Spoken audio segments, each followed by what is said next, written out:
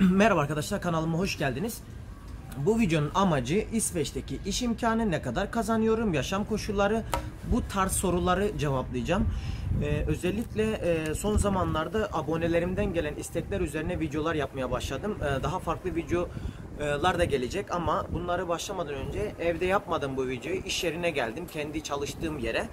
Oradan da size birkaç kare de göstermeye çalışacağım. Bununla ilgili bu tarz bir video yapacağım ve size kendimden, yani nasıl iş buldum, nasıl yaptım, nasıl ettim, onları da söyleyeceğim. O yüzden videoya geçmeden önce çayınızı kahvenizi alın. Yanınıza bir patlamış mısır mı yaparsınız, artık bisküvi mi alırsanız, ne alırsanız alın. O yüzden burayı çok iyi dinlemeniz lazım, kaçırmamanız lazım, özellikle bütün detayları. O yüzden hemen size bütün bildiğimi ve her şeyi anlatacağım. İsveç'teki iş imkanı ile ilgili başlıyorum. İlk öncelikle İsveç'te iş imkanı yüksek bir şekilde var arkadaşlar. Biz özellikle yabancılar için bu ülkeye geldiyseniz, sıfırdan başlayacaksanız çok güzel hayat kurma şansınız var. Tabi ilk başlarda bir sene zorlanacaksınız. Bunun garantisini verebilirim size. Her şey toz pembe değil. Çünkü inanıyorum akrabalarınız vardır ya da tanıdığınız arkadaşlarınız vardır. Yaşıyordur, o vardır, bu vardır, şu vardır. Büyük ihtimalle tanıdıklarınız herhangi biri vardır. Onlara imresiye olabilirsiniz. Ben de imrestim yani. O yüzden de muhakkak vardır. Bununla ilgili şunu söylemek istiyorum. İsveç'te iş ortamı gerçekten güzel.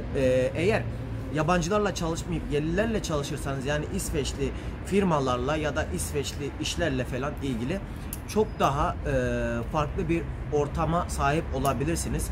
İlerideki videolarımda mesela İsveç'teki iş imkanları ile ilgili ve İsveç'teki iş meslekleri ile ilgili videolarım da geliyor. Şu anda pizzacılık şeyini yaptım. Onun videosunu izleyebilirsiniz YouTube kanalımda. İş imkanı ile ilgili son ve net bir özle söylemek istediğim şu: iş çok kolay bulunabiliyor. Zorlanan arkadaşlar da olabilir. İnanabiliyorum. Ben hiç zorlanmadım ama bu şu anlamına gelmiyor. Senin zorlanacağın ya da zorlanmayacağın anlamına gelmiyor. Zorlanabilirsin, illaki zorlanabilirsin ama istedikten sonra her yerde her iş bulunabiliyor. Burada mesela en basit işlerden birini bahsetmek istiyorum. Gazete dağıtmak, haftanın yani cuma, cumartesi günleri broşür dağıtılıyor küçük evlere. Mesela o tarz işleri yaptığın zaman 4 saatlik falan yaklaşık ortalama 8.000, 9.000, 10.000 kron minimum bir ücrete tabi alırsın. Yani ücrete yakın para kazanırsın ki yapan arkadaşım var. Bunu ekstra meslek olarak, ekstra iş olarak bunu siyah yapıyorlar. Siyah para kazanmış oluyorlar işinin yanı sıra. Mesela kim arkadaşım var, kendi işi var. Mesela atıyorum yaklaşık 17, 19, 20 bin kron. Bunları direkt ikiye bölürseniz Türk parası oluyor. Ve bu işi yaparken benim gibi yaklaşık 120, 140, 160 saat çalışarak ayda 17-18 bin kron kazanabiliyor burada. Vergiden sonra, vergi çıktıktan sonra. Bu tarz işi yapıp da yanına da ufak tefek iş yaptığınız zaman çok güzel ayda rakamlar kazanabiliyorsunuz. Özellikle bir tane abonemden bana bir yazı geldi. Abi dedi, işte dedi iş imkanı zormuş dedi, bir tane YouTuber var dedi, işte söylüyor da çok zormuş. Yok ya, yok ya diyorum, gülüyorum, başka hiçbir şey demiyorum. Siz başkalarının anlattığına inanmayın, kalbinizi temiz tutun, dürüst olun. Dürüst olduktan sonra her türlü iş imkanı sizi bulur.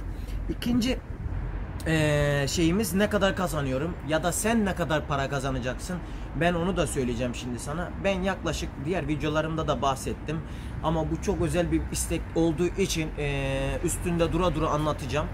Ben yaklaşık şu anda minimum 130 saat çalışıyorum. 130 saat çalışarak yaklaşık 13-14 bin kron brüt yapabiliyorum.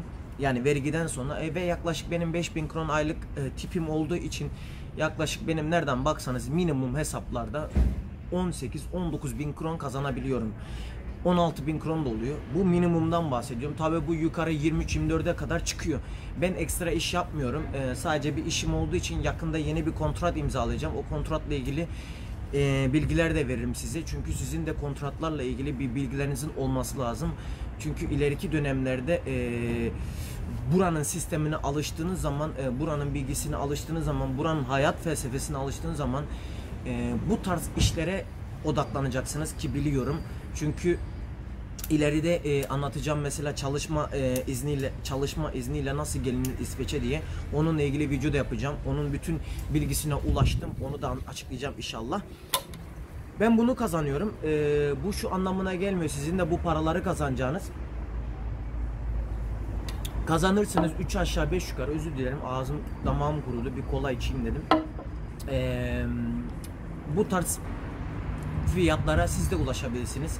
Geldiğiniz zaman belki bir tık aşağıda kazanabilirsiniz. Mesela 12-13 çok fazla saat çalışaraktan, ama şöyle söyleyebilirim. Sabır edin, sabır edin. Sabırla işeyen duvarı delermiş misali. Sabır her şeyin yolunu açar size. Buranın sistemini, buranın mantığını biraz daha kavradıktan sonra her şeyi daha yakından öğrenmiş olursunuz. Üçüncü sorumuz yaşam koşulları ile ilgili. Yaşam koşulları ile ilgili şunu söyleyeyim. Yani benim bir videom var. Bununla ilgili Alanya'daki kazancımla İsveç'teki kazancım arasındaki farktan bahsediyorum. Ve bununla ilgili kısaca ve öz bir net ve kısaca bir cevap vermek istiyorum. Şimdi yaşam koşulları ile ilgili şöyle söyleyebilirim. Ben geldiğimde burada benim ilk adım attığımda 250 kron cebimde, yani 250 TL olarak para vardı cebimde. Ben ilk Danimarka'da yaşadım. Yaklaşık 4 seneye yakın Danimarka'da yaşadım. Şu anda 1 seneye yakın İsveç'te yaşıyorum. O yüzden ilgili şöyle söyleyeyim, İsveç'ten ilgili bahsedeceğim. Ben İsveç'te yaşarken yani yaşamaya başladığım zaman benim param vardı hali hazırda, ama sıfırda şu anda kendi İsveç hesabımı tuttum ve hiçbir şeyle Danimarka ve Türkiye hesabımla karıştırmamak için yaklaşık 8 ayda yaşıyorum ve 8 ayın 5 ayını çalışıyorum. 5 ayda çalışarak ve yaklaşık 20.000 kron para harcadım ben en sonki gittiğim tatilde. Pardon, bundan bir önceki tatilde. Beni yakın abonelerim çok iyi biliyor. Yani yakından takip eden abonelerim çok iyi biliyor. 3 hafta önce Türkiye'deydim. Bu videoyu attığımdan 3 hafta önce Türkiye'deydim ve bunun 1,5 ay öncesi Türkiye'deydim. 2 hafta tatil yaptım. 20.000 kron para harcadım İsveç hesabımdaki paradan ve şu anda yaklaşık 59.000 kron param var. Ayıptır söylemesi. Bunları her şeyi açık ve net söyleyeceğim şimdi size. O yüzden iyi anlayın, iyi bilin diye. Ve benim buradan ev kirası ödediğim paralarım da olduğu için yaklaşık ben 5 ayda 50.000 krondan fazla para biriktirmişim. Yani bu şu anlama geliyor. 5 ayda ben 50.000 kron biriktirdiysem yani yaklaşık 10.000 kron kenara para atmışım İsveç kron olarak. Çünkü ben Danimarkalı biriyle evliyim. Yani eşim Danimarkalı olduğu için biz her şeyi birlikte ödüyoruz. O ne verirse ben onun yarısını veriyorum. Özellikle mesela ben restoran sektöründe çalıştığım için iş yerinde daha çok yemek yiyorum. Çünkü 4 gün 5 gün haftanın günü çalıştığım için oradan yemek yiyorum. Zaten kahvaltımı falan evde yapıyorum falan da.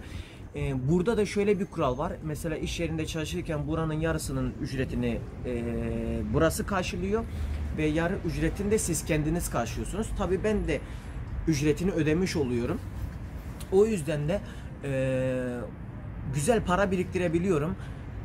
Ben eğer istesem, yani ikinci bir işimi yapmak istesem çok güzel paralar biriktirebilirim. Çünkü ben bunu Danimarka'da yaptım. Ama yani fazla videoyu uzatmayacağım.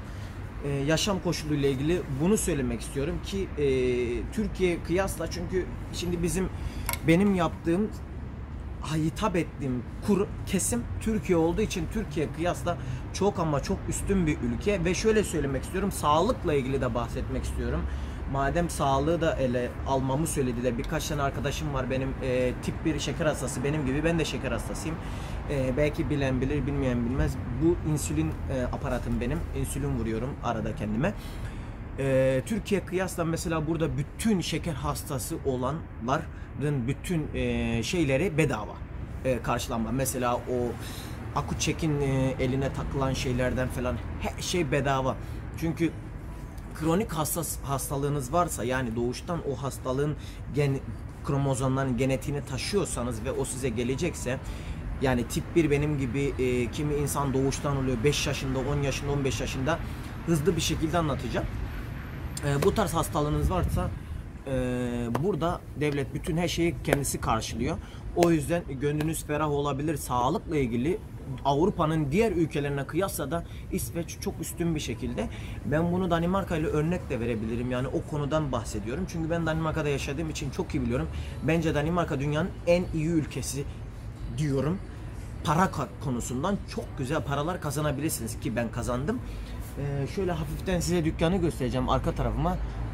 Şöyle bu tarafta restoran, İtalyan ve İsveç mutfağı üzerine. Şöyle arkamda ufak masalar da var. Şu anda kış zamanı geldiği için kapalı. Şöyle yapayım. Diğer tarafımı görün. Bu taraflarda yol. Çok güzel. Birazdan içeri... Bu arada bu dükkanla ilgili vlogum da var. Onu da izleyebilirsiniz eğer isterseniz. Tam net bir şekilde. Kanalıma abone değilseniz abone olup bildirimleri açmayı unutmayın. Hepinizi seviyorum. Allah'a emanetsiniz. Unutmadan söylüyorum. Eğer aklınızda bir soru işareti varsa lütfen bana cevap yazın. Ben size dönerim illaki.